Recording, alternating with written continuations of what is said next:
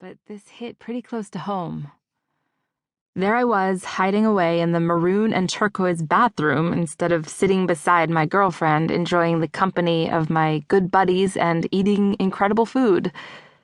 I suddenly felt a twinge in my right shoulder. "Dang purse," I mumbled, shaking off the pain. What the hell was I carrying with me anyway? I opened it up and instantly spotted the culprit: my new shoes. And by new, I mean old. I had picked up those adorable green and white hemp sneakers at my favorite thrift store in the Mission District earlier that day. I'd forgotten putting them in my bag. Satisfied that I wasn't suddenly suffering from brittle bones, I fished out a lip gloss. And then, unthinkingly, before having the foresight to prepare myself, I foolishly looked at myself in the mirror. It's amazing, really, how easy it is to master the art of looking in the mirror without actually looking at yourself, in a way that doesn't make you want to step in front of a bus, that is. I knew all the tricks: how to hang mirrors a few inches too high so my view of myself was always from the way more flattering angle above, how to suck in my cheeks just a little bit to give myself fake cheekbones, widening my eyes at the same time to add to the effect, and finally, how to look at only one part of my body at a time: my eyes if I was putting on shadow, the crown of my head if I was brushing my hair. Even a simple act like walking down the street with a friend was like a real-life video game. The challenge? To keep the conversation going while avoiding, at all costs, catching a glimpse of my reflection in a window, an image that echoed the truth in ways I was not prepared to handle. And so, rather than take the chance of spotting my silhouette, I would maintain unrelenting eye contact with my hapless companion, who was no doubt wondering why I seemed to be trying to peer into his or her soul. Anything to avert my eyes from the truth, to remain in the dark.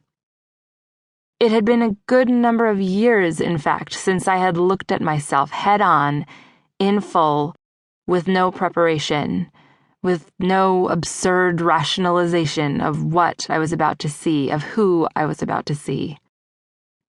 Except this time, I acted too quickly, and as I stared at myself in the bathroom mirror, I accidentally saw it all. My 3 chins, my blazer that didn't close, and my Humpty Dumpty figure.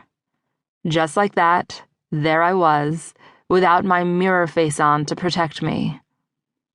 I was alone in the bathroom with only myself and my cracked veneer, and yet I was self-conscious, somehow feeling as if I were being watched. My stomach ached, and not because of the numerous triangles of perfectly browned pita bread I'd just eaten. I needed an escape, fast.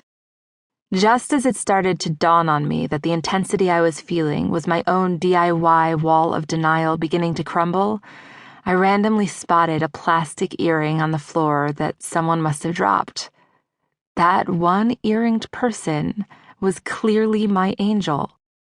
Because in that moment, that plastic earring saved my life, or at least my evening, giving me the distraction I needed to pull myself together. "Stop feeling sorry for yourself," I quietly commanded. Self-pity was simply not an option. Wallowing should be reserved for people who were truly without. I had no right to be upset just because I was fat. "Focus on what you've got right," I whispered, like my thick-framed blue and white glasses which I had bought at Fabulous Fanny's in the East Village, or the 24 glittery barrettes that decorated my spiky black and pink hair. I had a look. That was what people had told me my whole life. And as my weight stepped up, so did my many ornaments. I had always assumed that my eyeliner diverted attention from my bulbous belly and that my nose hoop distracted from my self-consciousness.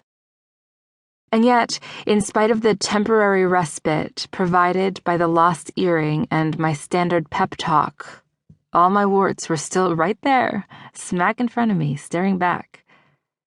At that moment, a familiar happy thought occurred to me.